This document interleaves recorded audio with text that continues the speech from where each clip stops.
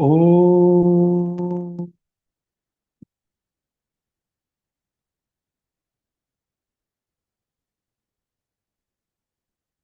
ॐ सहना भवतु सहनौ भुनक्तु सह वीर्यं करवावहे तेजस्विनावतीतमस्तु मा विद्विषावहे। ओम शांति शांति शांति।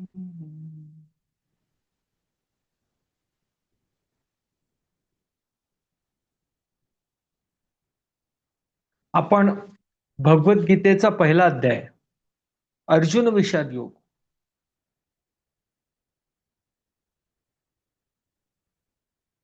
म्हणजे अर्जुनाचा विषाद काय होता. अर्जुनाच्या मनामध्ये कोणती भीती दडलेली होती. थोडक्यात त्याचं मनोविश्लेषण या अध्यायामध्ये स्पष्ट केलंय वेदव्यासांनी.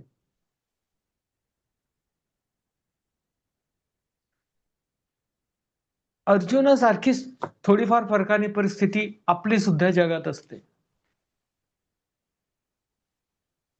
आपण पूर्णतः सक्षम असतो कार्य करायला, कर्म करायला, परंतु ऐन वेळेस जेव्हा कर्म करायचा क्षण येतो तेव्हा काही ना काहीतरी असं घडतं की जे आपल्याला कर्मापासून दूर घेऊन जातं. आपण इमोशन्स मध्ये अडकतो, इमोशनल होतो. जी अर्जुनाची परिस्थिती आहे, तो भावनाविवश झालेला आहे. त्याला कळत नाही काय करायचंय.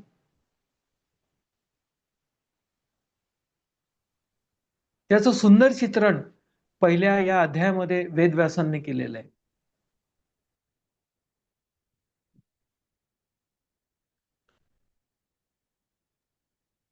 या अध्यायामध्ये केवळ अर्जुनच भगवंतांना उद्देशून बोलतोय, त्याच्या मनामधलं विषाद स्पष्ट करतोय. मनुष्य जर इमोशनल झाला असेल तर त्याला कुठलाही उपदेश देण्यात अर्थ नसतो. जोपर्यंत त्याचे इमोशन्स पूर्णतः शांत होत नाहीत तोपर्यंत तो विचारच करू शकत नाही. सुसंगतता त्याच्यामध्ये नसतेच. म्हणून पहिल्यांदा त्याला शांत होऊ द्या. आणि जोपर्यंत शिष्य पूर्णतः गुरुला शरण जात नाही, त्याची खात्री पटत नाही या गुरुपासून जे ज्ञान प्राप्त होईल त्याचा मला उपयोग होईल, गुरुवर त्याची श्रद्धा बसत नाही, तोपर्यंत गुरुने कितीही ज्ञान देण्याचा प्रयत्न केला तरी ते शिष्याला पावत नाही. जरी त्याला वाटलं की कळलं तरी ते ज्ञानाचा जेव्हा प्रत्यक्ष उपयोग करायचा प्रसंग येतो तेव्हा तो त्या ज्ञानाचा उपयोग करू शकत नाही.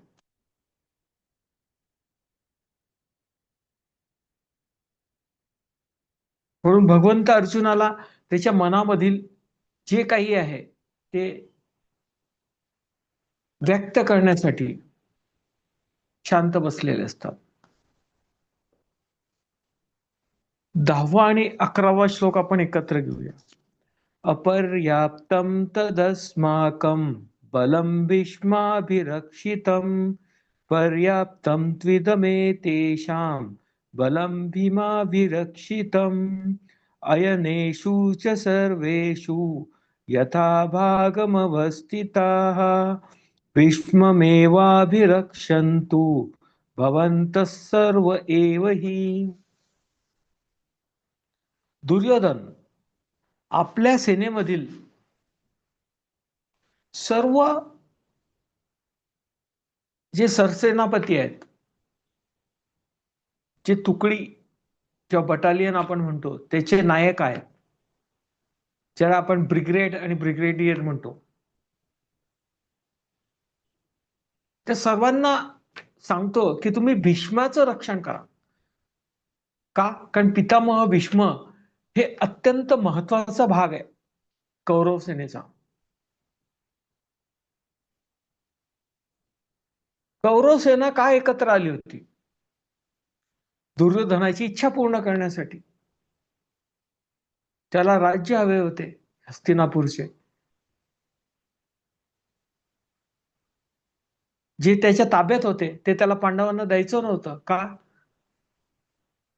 त्याला अभिमान झाला होता, त्याला ईर्ष्या झाली होती पांडवांच्या प्रती. त्याच्यामध्ये अहंकार होता, मी राजा आहे हस्तिनापूरचा. त्याला ते सोडवत नव्हतं, कारण धृतराष्ट्रानंतर तोच राजा बनणार होता. त्यासाठी त्याने सैन्य एकवटलं होतं. त्या सैन्यामध्ये असं खास काही मोठं नव्हता, कारण अधर्माला सोबत घेऊन, अधर्माच्या फाउंडेशन वरती ते सर्व एकत्र झालेली कॉन्फरन्स होती, एकत्र झालेले सैन्य होते, कोएलेशन म्हणतो आपण. त्याला असं खास मोठं नव्हता. पितामह भीष्म हे एकमेव त्या सैन्यामध्ये असे होते ज्यांच्यावर सर्व सैनिकांचा विश्वास होता, कारण ते त्यांना कुरुश्रेष्ठ म्हटलेलं आहे. कुरुवंशातील सर्वश्रेष्ठ जर कोणी असेल तर पितामह भीष्म. त्यांचं जे राज्य होतं हस्तिनापूरचं, त्यांनी त्याचा त्याग केला होता.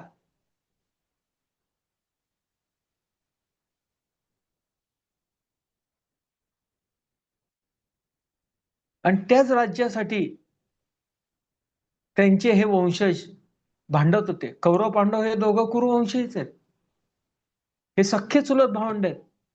हे भांडत होते त्या राज्यासाठी ज्याचा भीष्मांनी त्याग केला होता. हे सर्वांना माहिती होतं. त्यांच्या सर्वांच्या मनामध्ये त्यांच्या प्रती श्रद्धा होती. त्या श्रद्धेमुळे ते सैन्याला एक प्रकारे धैर्य प्राप्त झालेलं होतं. आणि पितामह भीष्मांना वर प्रदान होता. कोणता? अमरत्वाचा, इच्छा मरण.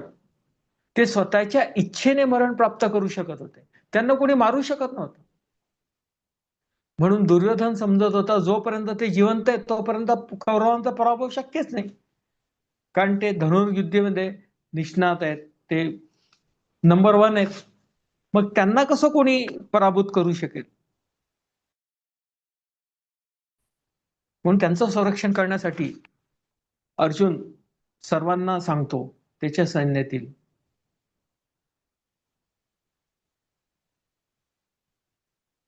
अर्जुन हे पाहत असतो, सर्व सैन्याकडे पाहत असतो.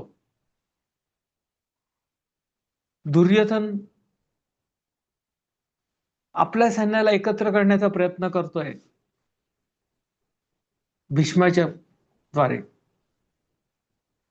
तसंच अजून एक गोष्ट होती. पितामह भीष्म हे खरे क्षत्रिय होते. क्षत्रियाचा गुणधर्म काय? क्षत्रिय कधीच स्त्रियांच्या विरुद्ध लढत नाहीत. आणि शिखंडी पांडवांकडचा एक धनुर्धारी, एक योद्धा, वीर योद्धा, हा जन्मताच स्त्री होता, परंतु वरदानाने तो पुरुष रूपामध्ये आलेला होता.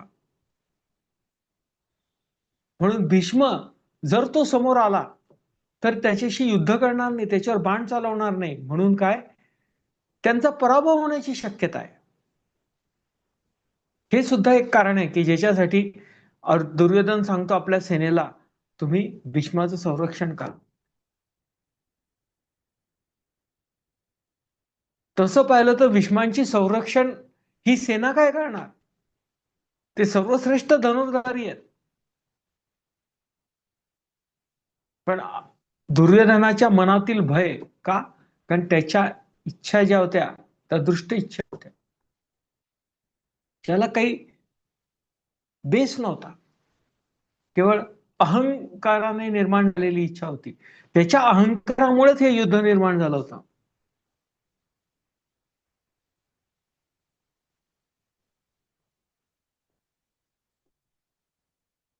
या दुर्योधनाच्या विधानाद्वारे त्याची भीती व्यक्त होते.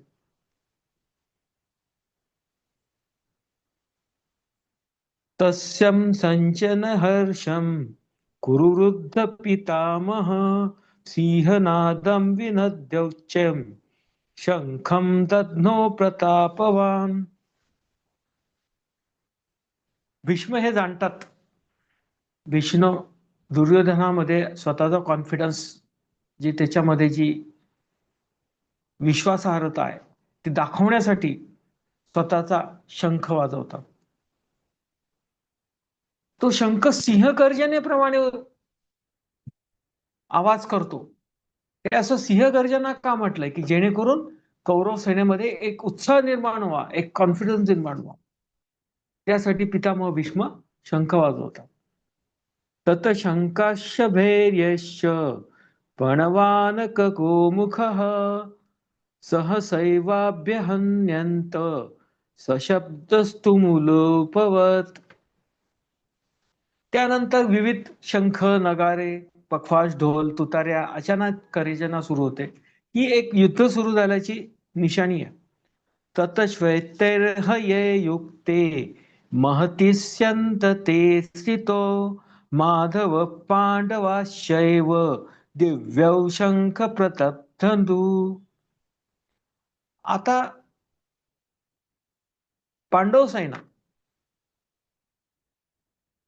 पांडव सेनाचा सेनापती कोण? अर्जुन. त्याचा सारथी कोण? भगवान श्रीकृष्ण. त्यांनी शंख वाजवला. इथे पांढऱ्या घोड्यांनी जुंपलेला श्वेतर हर्य युक्ते, तो श्वेत पांढरे घोडे,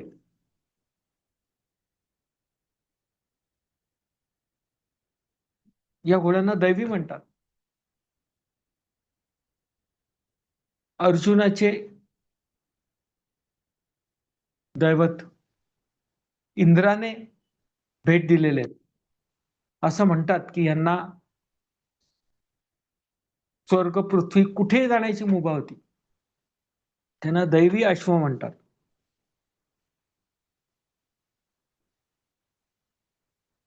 अशा रथामध्ये स्वार झालेले माधव म्हणजे भगवंत स्वतः आणि अर्जुन हे आपले शंख वाजवतात. पांचजन्यम ऋषिकेशो देवदत्तं धनंजय पौंड्रम दद्मो महाशंखम भीमकर्मा वृकोदरः. त्याप्रमाणे इतर पांडव पण भीमाचा शंख कोणता? वृकोदर. वृकोदर हे नाव भीमाला का प्राप्त झालं? या वृकोदराचा भीमाचा शंख्याचं नाव पौंड्रा होतं. पौंड्रा म्हणजे मोठा. भीम हा भयंकर खादाड होता, प्रचंड शक्तिशाली होता, म्हणून त्याचा शंख सुद्धा मोठा, त्याचा आवाज खूप मोठा व्हायचा. इथे त्याचं वर्णन केलंय. भगवंतांनंतर अर्जुनने पांडवांमध्ये शक्तिशाली हे त्यांचं शंखनाद करतात. त्यानंतर युधिष्ठिर नकुल सहदेव करतात. अंतविजयम राजा कुंतीपुत्रो युधिष्ठिर नकुलस्य ददे सहदेवस्य सुखोषमणि पुष्पकम. त्यानंतर इथे कुंतीपुत्र राजा युधिष्ठिर असं म्हटलेलं आहे. युधिष्ठिराने शंखनाद केला. कुंतीपुत्र असं का म्हटलेलं आहे? कारण अर्जुन, भीम आणि युधिष्ठिर हे कुंतीचे पुत्र होते आणि दुसरे दोन पुत्र सहदेव हे माधुरीचे पुत्र होते.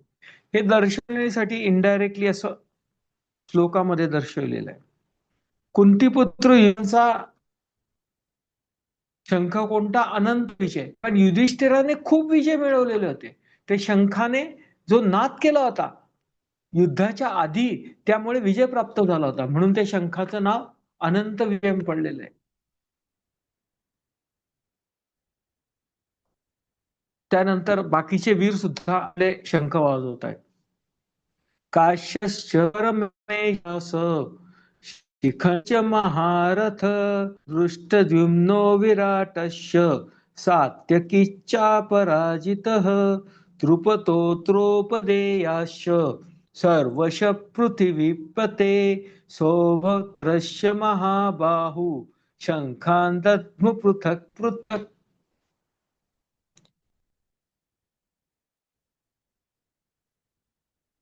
नंतर सर्व पांडव सेनेतील बाहुबली आणि सुभद्रेचा बाहुबली पुत्र द्रौपदीचा पुत्र शंखनाद करतात.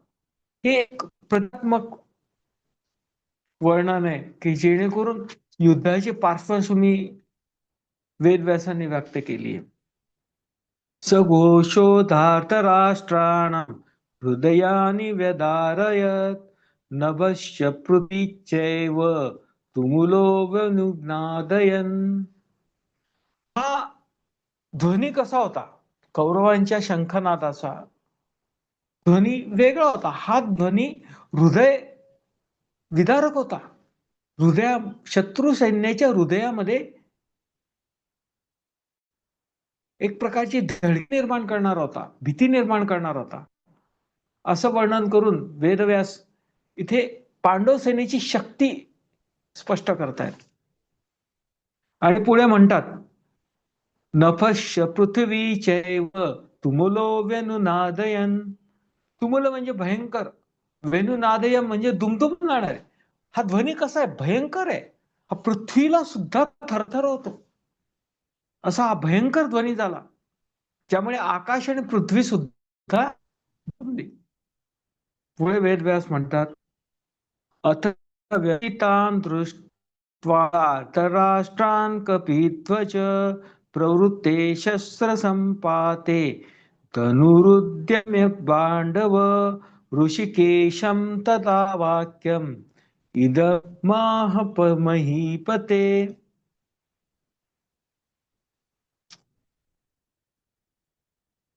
आता अर्जुन भगवंतांना सांगतो, भगवंता,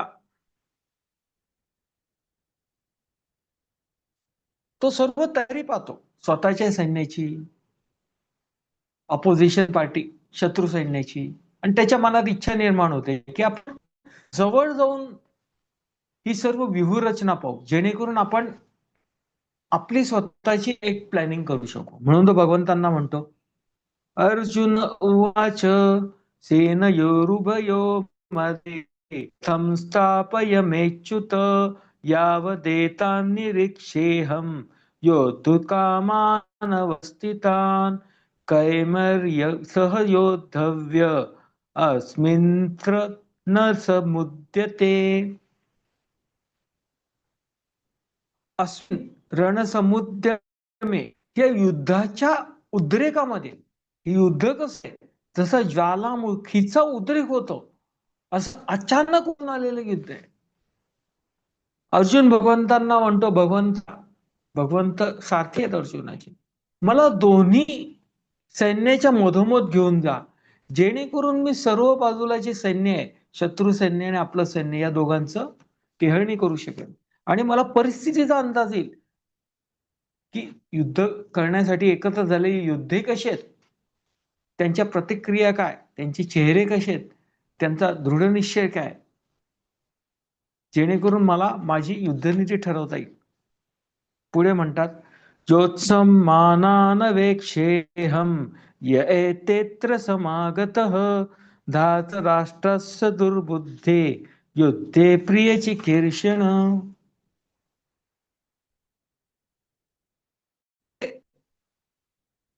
धृतराष्ट्र पुत्रांचा करतो,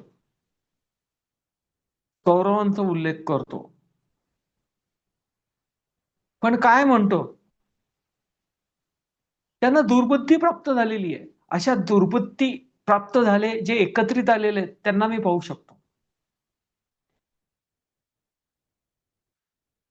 त्यांना मी, भगवंत तुम्ही जर दोन्ही सैन्याच्या मध्ये मला घेऊन गेलात तर त्यांचं मी पूर्णतः निरीक्षण करू शकेल.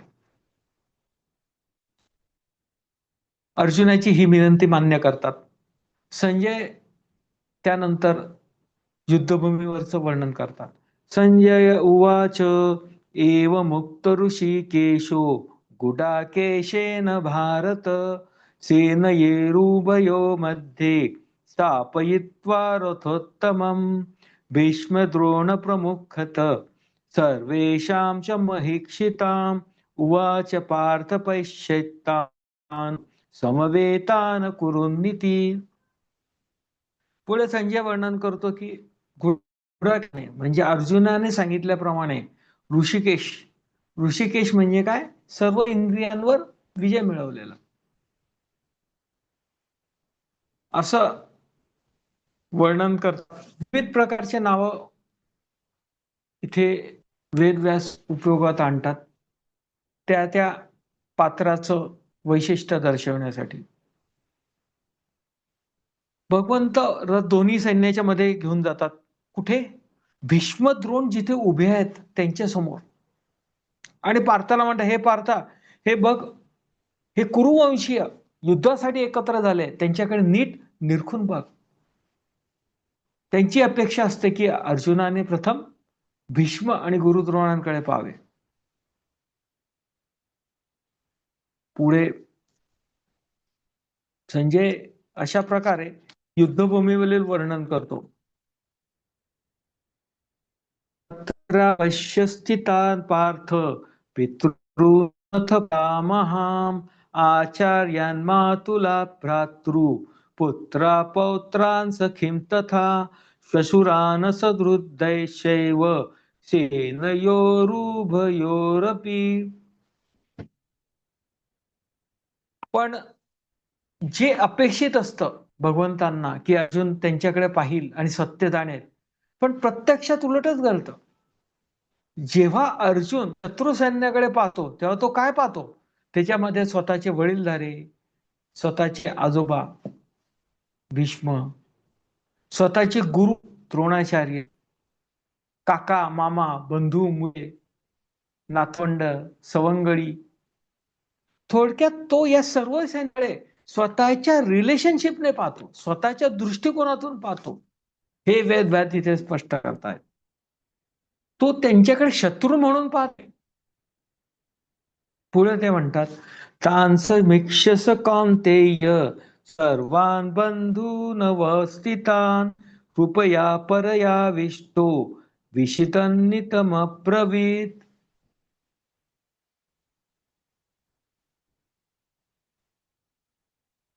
व्यास मुनींनी केलेल्या वर्णन अर्जुनाच्या मनामध्ये निर्माण झालेली करुण, अरे हे तर माझे नातेवाईक आहेत, माझे आप्तेष्ट आहेत. 13 वर्षापासून अर्जुन या युद्धाची संकल्पना मनामध्ये बाळगत असतो. असं काय आहे की त्याला माहिती नव्हतं? त्या क्षणापर्यंत त्याला सर्व माहिती होतं. पितामह भीष्म द्रोणाचार्य हे जे सर्व आहेत ते युद्धात आपल्या विरुद्ध लढणार आहेत, तो सर्व वेल प्रिपेअर्ड होता युद्ध करण्यासाठी, धर्मयुद्ध करण्यासाठी. कारण ते सर्व दुष्ट प्रवृत्तींना सपोर्ट करत होते. आणि अर्जुनाचं काम काय होतं? चांगल्या प्रवृत्तींचं त्याच्यामध्ये पुनरुत्थान करणं. त्या काळी जनता ही क्लेश सहन करत होती, खूप वाईट परिस्थिती होती, अराजकता माजलेली होती. कोणी माजवली होती? कौरव सैन्याने, त्याच्या सलाईने. त्याच्यापासून जनतेला मुक्त करण्यासाठी हे युद्ध होतं. अर्जुन त्या क्षणी विसरला आणि तो शत्रू सैन्य तो स्वतःचे आवेष्ट. ते पाहून तो गडबडतो आणि तो म्हणतो, अर्जुन उवाच दष्ट्वेमं सुजनं कृष्ण युयुत्सुं समुपस्थितं सिदन्ति मम गात्राणि मुखं च परिशुष्यति वेपुथश्च शरीरे मे रोमहर्षस्य जायते. अर्जुन स्वतःच्या स्वजनांकडे पाहतो, शत्रूकडे पाहत नाही. त्याच्या मनामध्ये अचानक करुणा निर्माण होते. अरे काय हे, मी आपल्याच लोकांविरुद्ध लढतोय आणि काय होणार आहे? आपल्याच लोकांचा मी नाश करणार, माझे आप्तेष्टांचाच नाश करणार. तो स्वतःच्या निश्चयापासून हलतो. त्यामुळे काय होतं, त्याचं मन भावनाविवश होतं, त्याचं बुद्धीवरचं नियंत्रण जातं आणि त्याचा परिणाम त्याच्या शरीरावर होतो. काय? त्याचं शरीर अचानक थरथरायला लागतं, प्रचंड घाम सुटतो, अंगावरील केस ताठ उभे राहतात. हे भीतीचं प्रतीक आहे. एक भावना आहे ज्याच्याने मनुष्य हतबल होतो. अरे हे मी काय करतोय? काय मिळणार आहे मला याच्यातून? अचानक त्याच्या मनामध्ये शत्रू सैन्यातील आपल्या आप्तेष्टांबद्दल कणव निर्माण होते. कारण काय, त्याच्या सैन्यामध्ये सुद्धा बरेचसे त्याच्या ओळखीचे नातेवाईक आहेत शत्रू सैन्यामध्ये, आणि युद्धाचा परिणाम काय होणार? नरसंहार होणार आणि काय होतील, यांचा सर्व मृत्यू होणार. म्हणजे आपले आप्तेष्ट मरतील, त्यांच्या वियोगाचं दुःख आपल्याला होईल. काय अर्थ आहे अशा? त्या अर्जुनाच्या मनामध्ये येतो. तो स्वतःच्या मनातील परिस्थिती व्यक्त करतो आणि त्यावरच त्याच्या शरीरावरही परिणाम होतो. तो थरथरतो, त्याला बोलणं सुद्धा कठीण होतं, त्याच्या अंगावरचे केस ताठ उभे राहतात. भीतीने मनुष्य जेव्हा पूर्णतः घाबरून जातो तेव्हा त्याची अशी अवस्था होते. पुढे त्याचा परिणाम होतो कसा ते बघा. गांडीवं स्तंसते हस्ता त्वच्चैव परितह्यते न च शक्नोम्यवस्थातुं भ्रमतीव च मे मनः. त्याच्या हातातून गांडीव धनुष्य, जे त्याचं प्रिय धनुष्य आहे, ज्याच्या आधारे त्याने बरेच युद्ध जिंकलेले असतात, ते सटकून जातं, ते सुद्धा होल्ड करू शकत नाही. त्याच्या मनामध्ये संभ्रम निर्माण झालेला, अरे काय परिस्थिती आहे, मी काय करतोय, कोण मी, कशासाठी इथे, आपल्याच लोकांचा संहार करण्यासाठी. अचानक त्याच्या मनामध्ये संभ्रम निर्माण होतो आणि तो त्याच्या शरीराने आणि त्याच्या कर्माद्वारे दिसतो. त्याचा अंक अचानक कांतीचा दहा होतो. म्हणजे आपण जेव्हा एकदम शॉक झालेल्या परिस्थितीत होतो, एकदम विपरीत घडतं आपल्या अपेक्षापेक्षा, तसं अर्जुनाच्या आयुष्यात घडलेलं, त्याचा परिणाम त्याच्या शरीरावर दिसतोय. निमित्तानि च पश्यामि विपरीतानि केशव न च श्रूयोन पश्यामि हत्वा सचन माहवे. तो भगवंतांना म्हणतो, भगवंता मला काहीतरी विपरीत घडेल, विपरीत घटना घडतील याची चाहूल लागते, असं मला अनइझी होतंय, अस्वस्थ होतंय, मला कळत नाही काय करायचं ते. आणि या युद्धामध्ये मी माझ्या स्वजनांचा हंत करून, नाश करून, त्यांना मारून काय उपलब्ध होणार आहे? आणि याच्याने आता सुद्धा उपलब्ध होणार नाही आणि भविष्यात सुद्धा काही मिळणार नाही. काय प्राप्त होईल आपल्याला? आपल्या लोकांना मला काहीतरी विपरीत घडायला वाटतंय, जे टोटली ऍडव्हर्स आहे. न कांक्षे विजयम कृष्ण न च राज्यम सुखानि च किं नो राज्येन गोविंद किं भोगैर्जिर्वितेन वा.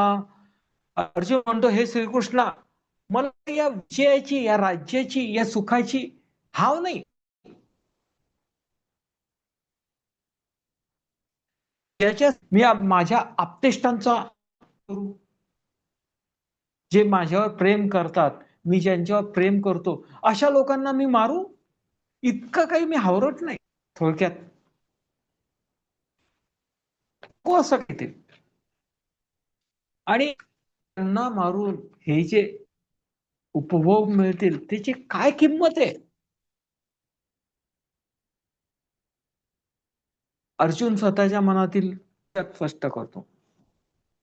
येषामर्थे कांक्षितं नो राज्यं भोगसुखानि च त इमेव स्थिता युद्धे प्राणास्त्यक्त्वा धनानि च आचार्या पितरा पुत्रा तथैव च पितामहः मातुला पौत्रा शाला संबंधिन तथा.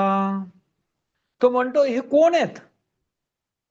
माझे आप्तेष्ट आहेत, माझे ससूर आहेत, आजोबा आहेत, गुरुजन आहेत, वडीलधारे आहेत, काका मामा सासरे नातवंड, माझे शालक, असे अनेक माझे आप्तेष्ट, माझे लहानपणापासूनचे सगळी हे युद्धामध्ये एकमेकाच्या विरुद्ध जीव घेण्यासाठी उभे आहेत. काय अर्थ आहे या गोष्टीला? आपल्याच लोकांचा संहारायचा आणि राज्य झालेलं प्राप्त आपण उपभोगणार तरी कसे? कोणाबरोबर उपभोगणार? काय अर्थ आहे या विजयाला?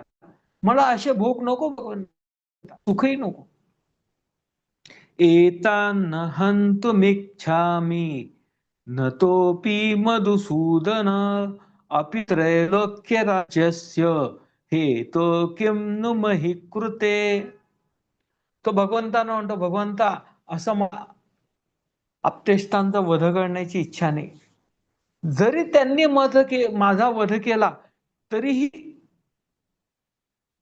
चालेल, पण मी असं क्रूर कृत्य करून त्याच्या आप्तेष्टांना मारून जे प्राप्त होणारं राज्य सुख आहे ते मला नको. असं सुख मला नको.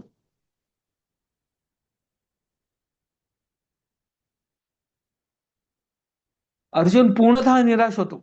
आणि ह्यामुळे जरी मला पृथ्वीवरती म्हणा, स्वर्गात म्हणा, या पाताळ लोकात म्हणा, सार्वभौमत्व प्राप्त झालं, मी जर एक हाती जरी सत्ता उपभोगायला उभा ठाकलो, या युद्धात विजय होऊन, तरी काय उपयोग आहे? कोणाबरोबर मी हे उपभोगू? At what cost? By killing my own people? Does it make sense? बघा अर्जुनाची परिस्थिती आहे. त्यानेच हे युद्ध प्लॅन केलं होतं आणि त्या क्षणीपर्यंत असं काहीच नवीन घडलेलं नाही की जे त्याला माहिती नाही. त्याला हे अजून माहितीये कोण शत्रू सन्नायत आहे, त्यानेच प्लॅनिंग केलेलं आहे 13 वर्ष. पण प्रत्यक्ष जेव्हा कर्म करायची येते तेव्हा अचानक मनामध्ये कशा भावना उभारून येतात याचं उत्कृष्ट उदाहरण. आणि आपण त्या भावनांना बळी पडतो. तीच अर्जुनाची अवस्था आहे. निहत्य धार्तराष्ट्रानं का प्रीतिस्यार्जनार्दन पापमेवाश्रयेदस्मान् न त्वैतानाततातयिन्. हे आततायी पुरुष असं वर्णन केलेलं आहे. आततायी का? कारण त्यांना कळत नाही का आपल्याच आपशिष्टांना मारायचं आणि काय उपयोग आहे या अशा मिळालेल्या सत्तेचा? काय उपभोगणार? अर्जुन त्यांना आततायी म्हणतो का? कारण तो असं मानतो की ते इगर झालेले, आततायी झालेले, त्यांना कळतं, पण त्यांना काहीतरी असं घडलेलं आहे की ज्याच्याने ते वाहवत गेलेले. तो म्हणतो अशा आततायी पुरुषांना मारून काय मिळणार आहे मला? मी पापच जमा करेन. त्याच्यापेक्षा मी हे युद्ध करत नाही. त्यांनी मला मारलं तरी चालेल, परंतु मी त्यांचा वध करणार नाही. कारण त्यांना मारून मी काय करणार? मी पापच जमा करणार. पुढे अर्जुन म्हणतो, तस्मानार्हं वयं हन्तु धातराष्ट्रान् स्वबान्धवान् स्वजनं हि कथं हत्वा सुखिनः स्याम माधव.